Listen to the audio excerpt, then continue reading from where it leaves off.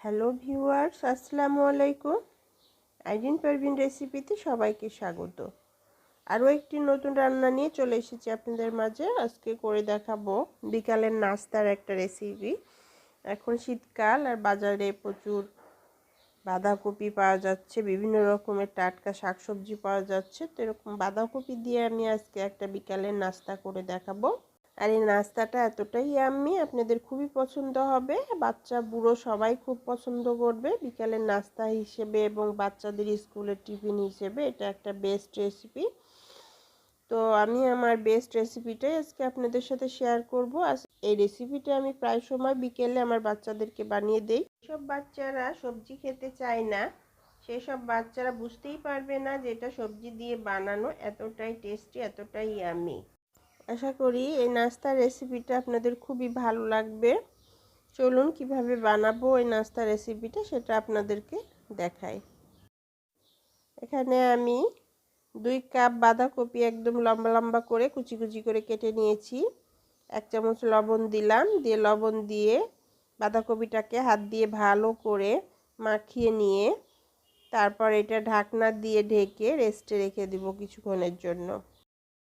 মসুরির ডাল নিয়েছি 1 কাপ, আর এটা একটু পানি দিয়ে ভালো করে কষলে 3-4 বার পরিষ্কার করে ধুয়ে নিব। ডালটা ধুয়ে নেওয়ার পর এটাকে আমি 1 ঘন্টার জন্য রেস্টে রেখে দিব। ডালটা একদম ভিজে কতটা ফুলে উঠেছে দেখতেই পাচ্ছেন। ডালটা ভিজা শেষ। এটাকে আমি এখন 2 টেবিল চামচ তুলে রেখে দিব একটা আলাদা করে বাটিতে, আর বাকিটাকে পানি ঝরিয়ে নিয়ে শিলপাটায় বেটে নেব। আর এদিকে যে বাঁধাকপিটা লবণ দিয়ে মাখিয়ে রেখেছিলাম সেটা আধা ঘন্টা পর ফিরে এসে এটাকে আবার হাত দিয়ে ভালো করে কষলিয়ে তারপর এটার পানিটাকে আমি একদম হাত দিয়ে চেপে চেপে ফেলে দেব। এভাবে বাঁধাকপিগুলোকে পানি ছাড়িয়ে নিয়েছি, দেখতে পাচ্ছেন কতটা পানি বের হলো এটার থেকে। এটা একদম ঝরঝরা হয়ে গেছে। এটা একদম এখন নাস্তা বানানোর জন্য রেডি। এখানে কিছু চিংড়ি মাছ নিয়ে নিয়েছি আমি, আর চিংড়ি মাছগুলো পরিষ্কার করে ধুয়ে পানি ঝরিয়ে নিয়েছি। আর এটাতে আমি সামান্য একটু করে জিরে, ধনে, মরিচ এবং লবণের গুঁড়ো এটার মধ্যে অ্যাড করে দিলাম, দিয়ে হাত দিয়ে মাখিয়ে নিলাম। এরপর এটাতে আমি সামান্য একটু আদা বাটা এবং রসুন বাটা অ্যাড করে দিয়ে এটাও ভালো করে মাখিয়ে নিয়ে এটাকে আমি সাইডে ম্যারিনেট করার জন্য রেখে দেব। পানি ঝরিয়ে নেওয়া বাঁধাকপিটা একটা বাটিতে নিয়ে নিয়েছি, আর বড় বাটিতে নিয়েছি। আর ডাল, পানি ঝরিয়ে নেওয়া ডালটা দিয়ে দিলাম, আর মসুরির ডাল যে বেটে নিয়েছি শিলপাটায় সেটা এটাতে অ্যাড করে দিলাম। 4টা কাঁচামরিচ এখানে কুচি করে নিয়েছি সেটা অ্যাড করে দিলাম। 1 চামচ রসুন বাটা এবং 1 চামচ আদা বাটা এটাতে অ্যাড করে দিলাম। 1/2 চামচ লবণ দিয়ে দিলাম। 1 চামচ মরিচের গুঁড়ো দিলাম। 1 চামচ ধনে গুঁড়ো দিয়ে দিলাম। 1 চামচ জিরে গুঁড়ো দিলাম। 1/2 চামচ চিলি ফ্লেক্স দিয়ে দিলাম। আর এখানে 1/2 বাটি পেঁয়াজ কুচি অ্যাড করে দিলাম। 1 চামচ গোলমরিচের গুঁড়ো অ্যাড করে দিলাম।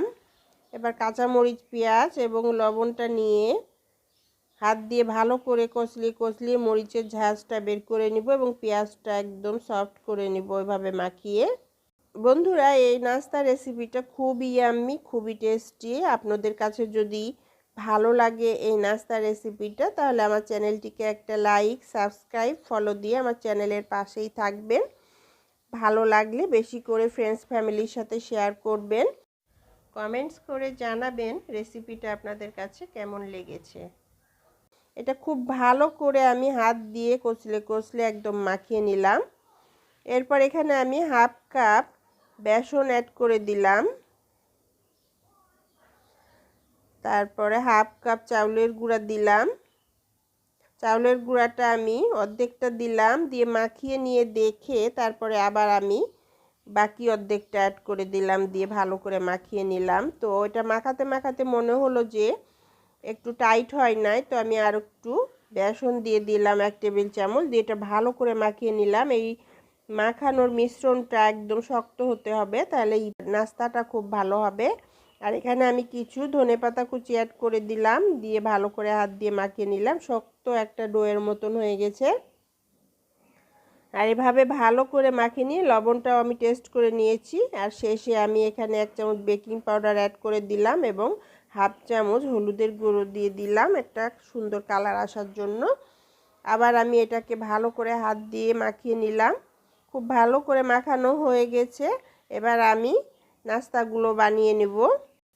তো এখান থেকে কিছু পরিমাণ করে মিশ্রণটা উঠিয়ে নিয়ে হাতে আমি চেপে চেপে গোল করে তারপর এটাকে একটা তালুতে দিয়ে আমি যে চিংড়িগুলো ম্যারিনেট করে রেখেছিলাম, তো একটা চিংড়ি এর মধ্যে দিয়ে দিলাম। দিয়ে তারপর এটাকে আস্তে মুড়ে দিয়ে একদম লম্বা কাটলেটের মতো শেপ দিয়ে নিব। আর আপনারা যে কোনো শেপ দিতে পারেন, গোল লম্বা যে কোনোটাই দেয়া যাবে। আমি এখানে আস্ত চিংড়ি ম্যারিনেট করে নিয়ে একটা করে চিংড়ি প্রত্যেকটা নাস্তার মধ্যে অ্যাড করব। আপনারা চাইলে চিংড়িটা পেস্ট করে নিয়ে এই মিশ্রণটার সাথে একদম ভালোভাবে মিশিয়ে নিয়ে তারপরে নাস্তাটা বানাতে পারেন। আবার চাইলে এই চিংড়িগুলোকে ছোট ছোট কুচি করে নিয়েও এটা এই মিশ্রণটার সাথে ভালোভাবে মিশিয়ে নিয়ে নাস্তাগুলো বানিয়ে নিতে পারেন। আবার এখানে আপনারা কুচো চিংড়িও ব্যবহার করতে পারেন। আমার কাছে কুচো চিংড়ি নাই, সেজন্য আমি বড়টাই ব্যবহার করলাম। আবার আপনারা এখানে চিংড়িটা বাদ দিয়েও দিতে পারেন, চিংড়িটা বাদ দিয়েও এই নাস্তাটা বানাতে পারেন। আমি হাত দিয়ে এভাবে সুন্দর করে কাটলেটের শেপে নাস্তাগুলো বানিয়ে নিলাম। দেখতেই পাচ্ছেন কতগুলো নাস্তা হয়েছে আমার। তো আমি নাস্তাগুলো বানিয়ে নিয়ে এবার ভাজার প্রসেসে চলে আসলাম। চুলায় আমি প্যান বসিয়ে দিয়েছি আর এটাতে বেশি করে তেল দিয়ে দিয়েছি। নাস্তাগুলো আমি ডুবো তেলে ভাজবো। এক এক করে নাস্তাগুলো আমি তেলের মধ্যে দিয়ে দিব। আর তেলটা কুসুম কুসুম গরম করে নিয়েছি। আবার বেশি গরম করে নিলে নাস্তাটা দিলে সাথে সাথে পুড়ে যাবে। তো হালকা একটু গরম করে নিয়ে তারপর নাস্তাগুলো সব দিয়ে দিলাম। চুলার আঁচ লো ফ্লেমে দিয়ে এগুলোকে ক্রিস্পি করে ভেজে নিব।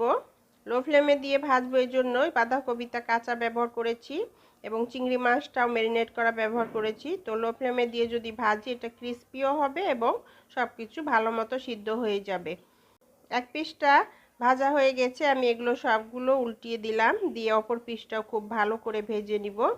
অপর পিসটাও খুব ভালো করে ভাজা হয়ে গেছে এবং দেখেই মনে হচ্ছে যে অনেকটা ক্রিস্পি হয়েছে এবং লোভনীয় হয়েছে। এবার এগুলোকে আমি সব একসাথে উঠিয়ে নেব, আস্তে আস্তে সবগুলোকে উঠিয়ে নিব।